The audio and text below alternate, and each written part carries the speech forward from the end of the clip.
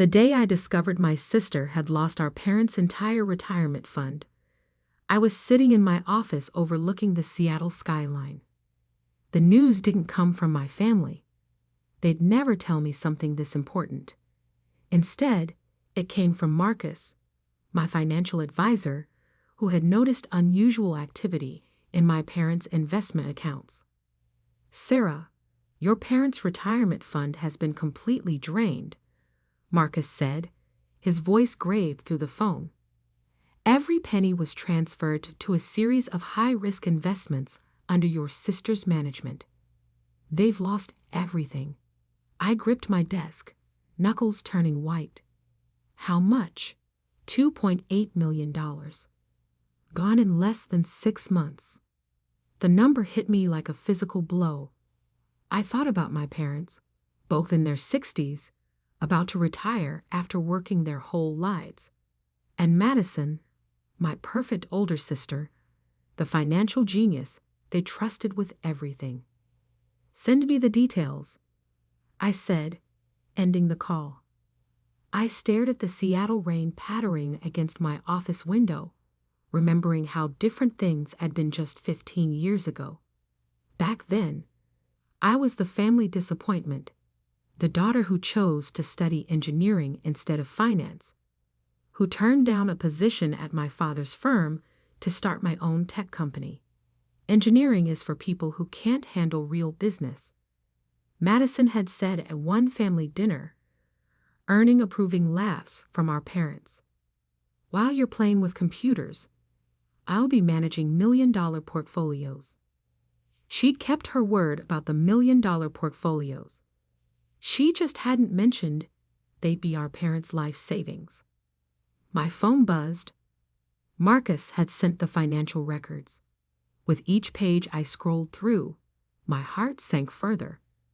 Madison had convinced our parents to give her complete control of their retirement fund, promising returns that would double their money.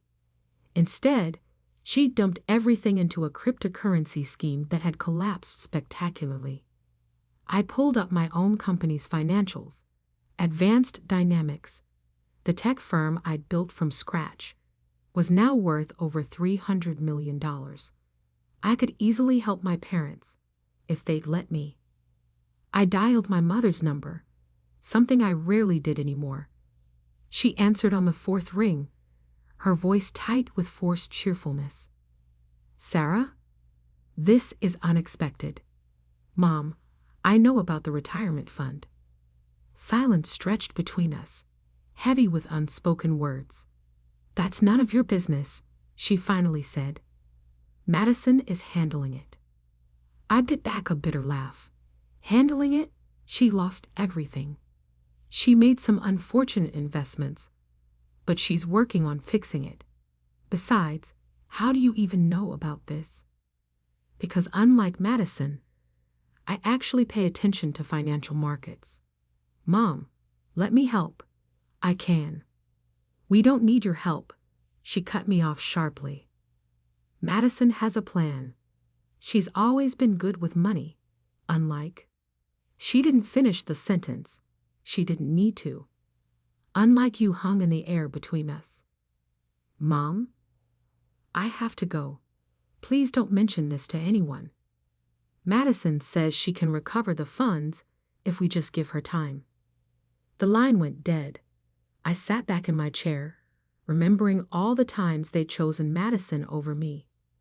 When I got accepted to MIT with a full scholarship, they skipped my acceptance ceremony to attend Madison's small banking award dinner. When I launched my company, they dismissed it as a cute little startup. Meanwhile, they'd bragged about Madison's every promotion, every bonus, every minor achievement. Now she had lost their entire future, and they still trusted her more than me. My office door opened and Lisa, my executive assistant, walked in with concern etched on her face. "Everything okay?" I heard raised voices. I shook my head. My sister lost my parents' retirement fund. All of it. Lisa winced. She'd been with me since the early days of Advanced Dynamics, and knew my family history well. Let me guess, they still think she can fix it?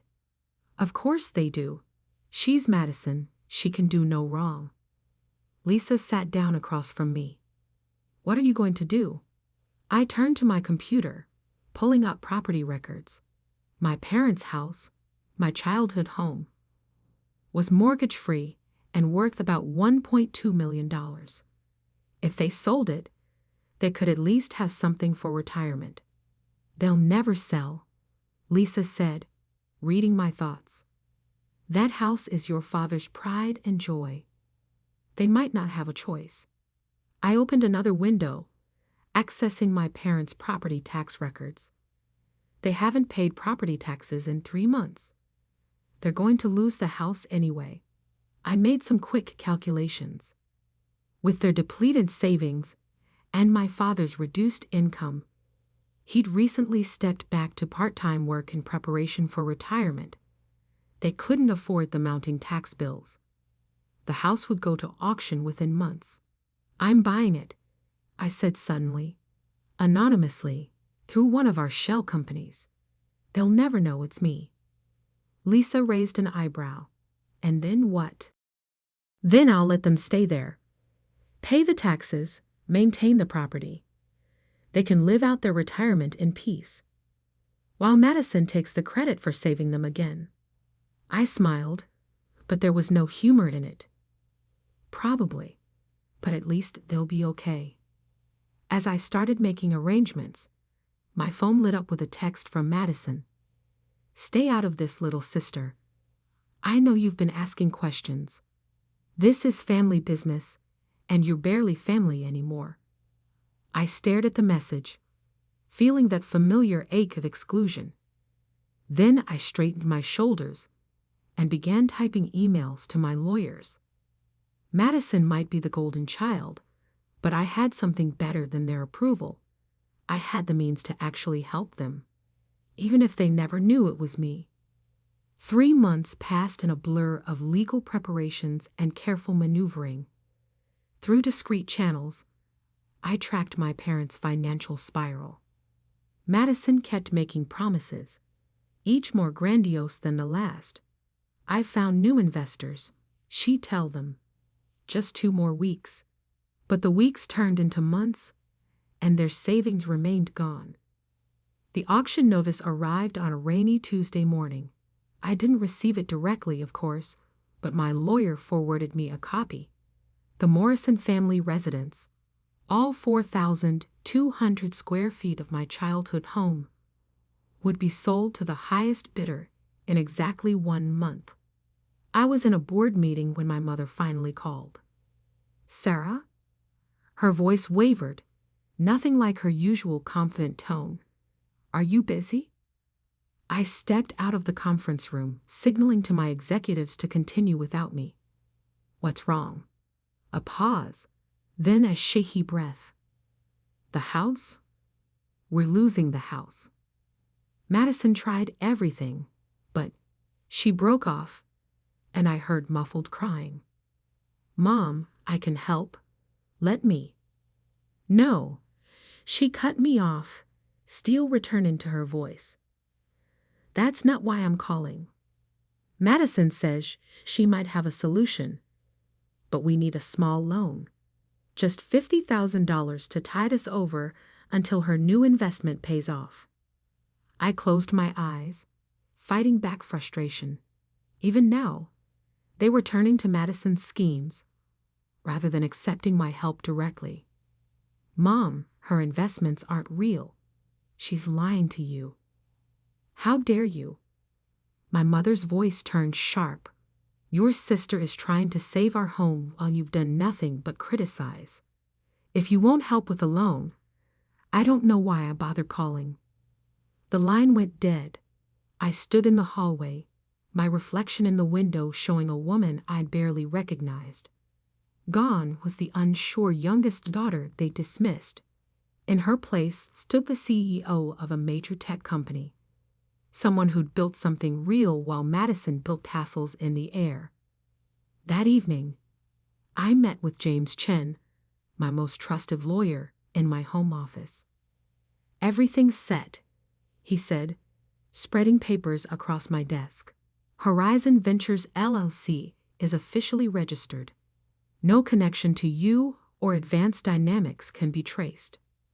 Horizon Ventures was my shell company, created specifically to buy my parents' house. On paper, it was owned by a series of other shell companies, leading to a dead end in the Cayman Islands. "The auction is in 4 weeks," James continued. "Given the market and the distressed nature of the sale, we expect the bidding to start around $800,000. I nodded, pulling up my own research. There will be other bidders. That neighborhood is prime real estate now. We're prepared to go up to $2 million if necessary, though that's well above market value. I don't care about market value. I care about making sure they have a home." The next few weeks were tense. Madison made increasingly desperate attempts to raise money, even trying to convince our parents to take out high-interest loans from dubious lenders. I blocked those attempts through careful behind-the-scenes maneuvering, knowing they'd lead to even more financial disaster. The day before the auction, I received an unexpected visitor at my office. My father stood in the reception area, looking older and more tired than I'd ever seen him. "Sarah," he said quietly, "do you have a minute?" I led into my office, noticing how his eyes widened at the view, the expensive furniture, the clear signs of success he'd never acknowledged. "Nice place," he said, settling into a chair. "You've done well for yourself. What do you need, Dad?" He flinched at my direct tone. "Madison says you've been interfering with her attempts to help us, blocking loans, scaring away investors. Why would you do that to your own family?" I stared at him, incredulous. "Those weren't investors, Dad. They were predatory lenders who would have taken what little you have left. Madison knows what she's doing. She's always been good with money. She lost your entire retirement fund." My voice rose despite my efforts to stay calm. "Every penny you saved, gone on cryptocurrency scams and fake investment schemes. When will you see her for what she is?" My father stood up, his face flushing. "I don't know why we expected you to understand. You've always been jealous of your sister's financial acumen. Well, we don't need your help or your approval. Madison will figure something out. She always does." He stormed out, leaving me alone in my office. I pressed my forehead against the cool glass of the window, watching him get into his luxury car, probably the last remnant of their comfortable life, and soon to be repossessed too. The next morning, I dressed carefully in a plain black pantsuit, nothing like my usual designer office wear. I wore minimal makeup, pulled my hair back severely, and added glasses I didn't need. The woman in the mirror looked nothing like Sarah Morrison, CEO of Advanced Dynamics. The auction was held in a small room at the county courthouse. I sat in the back, a plain manila envelope containing Horizon Ventures documentation on my lap. My parents sat in the front row, Madison beside them, whispering what looked like reassurances. She was dressed expensively as always, keeping up appearances even as everything crumbled. "Next item," the auctioneer announced, "property at 1447 Maple Grove Road. Opening bid $800,000. A few hands went up. Real estate developers mostly, judging by their sharp suits and calculating expressions. The price climbed steadily. 900,000, 950,000, 1 million. Madison kept glancing around frantically. I wondered what last-minute rescue she had promised our parents. 1.2 million, called a developer in the front. My mother's shoulders began to shake. My father put his arm around her, his face ashen. 1.5 million, I said clearly, raising my hand. The other bidders turned to look at me, this plain woman in the back row. 1.6, countered the developer. 1.8, I responded immediately. The room grew quiet. The developer frowned, consulting with his colleague. 1.9 million, he said finally. I didn't hesitate. 2 million. A murmur ran through the room. Even the auctioneer looked surprised. This was well over market value. 2 million going once, going twice. Madison suddenly jumped up. Wait, I have investors on the phone right now. They just need 10 more minutes. Sold. The auctioneer's gavel came down firmly. To Horizon Ventures LLC. I watched my family's faces as I walked to the front to complete the paperwork. None of them gave me a second glance. I was just another faceless buyer taking their home. Madison was still arguing with the auctioneer, waving her phone around uselessly. As I signed the final documents, I heard my mother's quiet sobs. Soon they would receive notice from Horizon Ventures, offering them a lifetime lease at a nominal rate. They would never know their mysterious benefactor was the daughter they dismissed for so long. Or so I thought. I should have known Madison wouldn't let it end there. My sister had always been relentless when her pride was at stake, and losing our parents' house had wounded that pride deeply. A week after the auction, as I sat in my office reviewing quarterly reports, Lisa rushed in without knocking. "Your sister is here," she said, breathless. "With your parents." And, before she could finish, Madison burst through the door, our parents trailing behind her. In her hand, she clutched a stack of papers. "I knew it," she snarled, throwing the papers onto my desk. "Horizon Ventures. Did you think I wouldn't figure it out?" I remained seated, keeping my expression neutral. "Hello, Madison. Mom, Dad. This is unexpected." My mother stepped forward, her eyes darting around my office. "Sarah, what is your sister talking about?" Madison laughed sharply. "Our little sister here is the mysterious buyer. She bought our family home just to humiliate us." I finally stood, straightening papers on my desk with deliberate calm. "And how exactly did you come to that conclusion?" "I traced the ownership," Madison said triumphantly. "Through all your shell companies. It took time, but I found the connection to Advanced Dynamics." I raised an eyebrow. "Did you? Show me." Her confidence wavered slightly. The ownership trail I'd created was bulletproof. She couldn't have traced it. She was bluffing, hoping I'd reveal something. "It doesn't matter how I know," she backpedaled. "What matters is you're trying to make us homeless." Actually, I picked up the stack of papers she'd thrown. "According to this lease agreement from Horizon Ventures, you're being offered a lifetime residence at $100 per month. Hardly homeless." My father stepped forward, his face red. "So you admit you bought our house?" I met his gaze steadily. "Would it matter if I did? You've already decided I'm the villain here." "Because you are," Madison shouted. "I was handling things. I had investors lined up."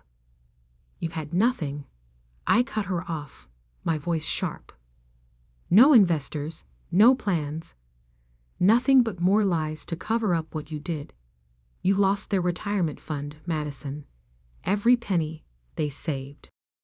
My mother gasped. "Sarah, how dare you speak to your sister that way? She's been working tirelessly." "Has she?" I turned to my computer, pulling up documents on my dual monitors. "Shall we look at exactly what she's been doing?" With a few keystrokes, I displayed the trail of their lost retirement fund. The transfers, the failed investments, the cryptocurrency scams. Here's where she moved the first million into BitConnect. I pointed to the screen.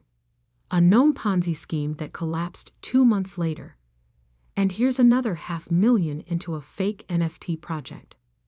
The rest went to various high-yield investment programs, all scams. My parents stared at the screens, their faces draining of color. That's not. Madison stammered. Not what? Not true? I pulled up more documents. Here are your emails to the scammers. Your desperate messages when things started falling apart. Should I continue? The room fell silent except for my mother's shaky breathing. Why are you doing this? Madison whispered, her carefully constructed facade cracking. Because someone has to tell the truth, I said quietly. Someone has to clean up your mess. My father found his voice. If you bought the house, why not just tell us? I laughed, but there was no humor in it. Would you have accepted my help? You spent my entire life believing Madison was the financial genius while I was just playing with computers. Even after I built this company, even after everything I achieved, you still trusted her more. That's not true, my mother protested weakly. Really? I turned to her. When I called to offer help, what did you say? That Madison had a plan. Madison would fix everything. Madison, Madison, Madison. I stood up, walking to the window. The Seattle skyline stretched before us, a testament to what I'd built while they weren't watching. Do you know what Advanced Dynamics is worth now? Over $300 million. I could have replaced their retirement fund 10 times over. But you never asked. You never even wondered how I was doing. Madison stepped forward, her voice taking on a wheedling tone I knew too well. Well, we're asking now, Sarah. If you have that kind of money, surely you can. No. The word cut through the air like a knife. I'd bought the house because I couldn't bear to see our parents homeless. They'll have a place to live, with reasonable rent they can afford on Social Security. But I'm not giving you any money to gamble away, Madison. We're family, she pleaded. Family? I turned back to face them. Family trusts each other. Family believes in each other. When was the last time any of you believed in me? Silence answered my question. The lease agreement is fair, I continued. The house will be maintained, taxes paid, utilities covered. But there are conditions. I pulled out a document from my desk. Madison cannot live there. She cannot manage any aspect of our parents' finances. And if she attempts any more investment schemes, the lease will be terminated immediately. You can't do this, Madison protested. I can, and I am. I handed the document to my father. Those are the terms. Take them or leave them. My father read through the papers, his hands trembling slightly. My mother peered over his shoulder, her face a mask of conflicting emotions. I've also arranged for a financial advisor, I added, a legitimate one, who will help you budget your Social Security and pension income. You'll be able to live comfortably, if modestly. Madison made one last attempt. Mom, Dad, you can't seriously be considering this. She's trying to control you. My mother looked at her, really looked at her, perhaps for the first time. No, Madison, you did that. We let you do that. She turned to me, tears in her eyes. Sarah, we don't, I said softly. I don't want apologies. I just want you to be okay. My father signed the lease with a shaking hand. Madison stormed out, her heels clicking angrily on the hardwood floor. As my parents prepared to leave, my father paused at the door. Your company, $300 million? I nodded. And all this time, we never. No, I said. You never did. After they left, I sat in my office for a long time, watching the sun set over Seattle. Lisa brought me a coffee and sat quietly beside me. Are you okay? She finally asked. I thought about the years of dismissal, of being the family disappointment. I thought about Madison's schemes and my parents' blind faith in her. I thought about the moment they finally saw the truth. You know what's funny? I said, sipping my coffee. All I ever wanted was for them to believe in me. Now they do, but it doesn't matter anymore. I stopped needing their approval somewhere along the way. Lisa smiled. That's called growing up. Maybe. I turned back to my computer, pulling up project reports. Or maybe it's just learning to believe in yourself when no one else will. Months passed. My parents adjusted to their new life, living modestly but securely in their home. Madison moved to Los Angeles, chasing new schemes that no longer threatened our parents' future. And me. I continued building my company, expanding into new markets, achieving things that would have once desperately craved their recognition for. But I no longer needed their approval. I had something better. I had proven myself right. The family disappointment had become the family savior, even if they'd never see it quite that way. Sometimes, success is its own revenge.